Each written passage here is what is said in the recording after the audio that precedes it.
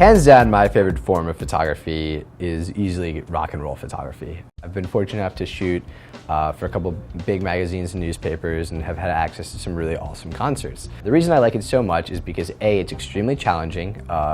It's generally crazy lighting patterns, crazy lighting schemes, low light situations, fast action.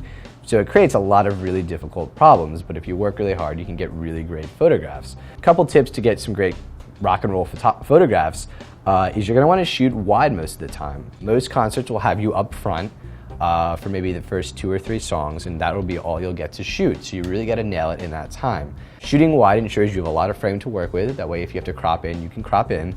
I generally will set the exposure I think is right in manual mode and adjust it accordingly as I'm shooting, depending on how the lighting is. Nailing down a white balance in Kelvin is also a really great way to ensure that your faces aren't going to look too blue or too red or whatever the lighting that they're using, you want to compensate for that. Now, if it's a small venue, you might be able to get away with using a flash.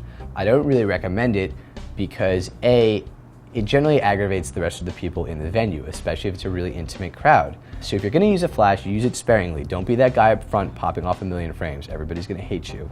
But generally speaking, bigger concerts, you're not going to have that option. You're going to basically be at the mercy of the bouncers up front, and you're going to be able to do what they tell you. So if you want to use a flash, ask them first. In fact, ask them anything before you do it because you don't want them to be your enemy. Another important thing to keep in mind when shooting rock and roll is everybody's going to hate you.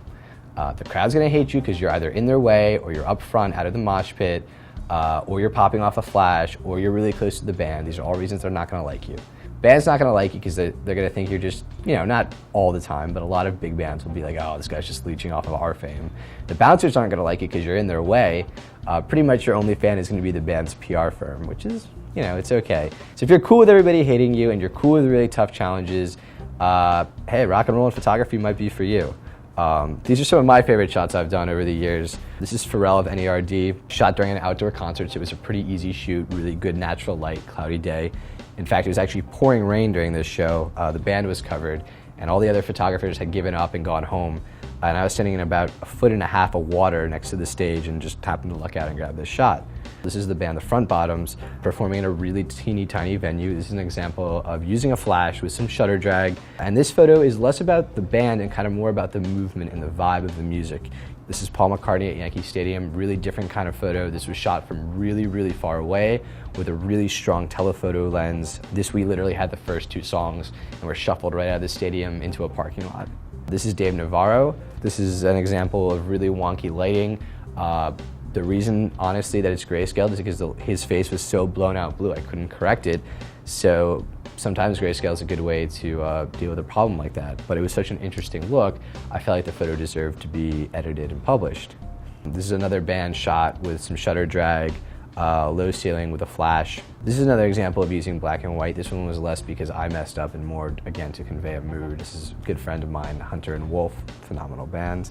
This was another one shot from far away. This is Jane's Addiction again. A lot of rock and roll photographers will kind of neglect the crowd, but you got to realize the crowd is half of the concert. It's the performers and the energy they're getting back from the crowd that makes a concert so interesting. This is obviously the boss, Bruce Springsteen, hometown Jersey boy, represent. I think this is a really intense photo because you can tell he's really kind of getting into it, which just kind of makes it. This is a good example of using the lighting schemes around there to kind of give an energy, to kind of give a mood to the photograph. Another thing to realize with rock and roll photography is you really got to be prepared for anything. You're, again, always going to be at the mercy of the bouncers, of the people in charge. So I've had plenty of shows I showed up to where I wasn't even allowed in front of the stage and had to shoot from a balcony with a long lens. So for that reason, I always bring 2 cameras. I always bring a wide angle. I always bring a telephoto. I always bring a flash just in case I can use it. I always go into the concert under the understanding that there's a chance I'm not going to get to shoot at all. If you go into it expecting very little, you'll end up getting a whole lot more and going home really happy. It's not something for the faint of heart. It's not something for the faint of camera either. You're going to need a pretty solid camera to do it. Something like this is probably not going to cut it.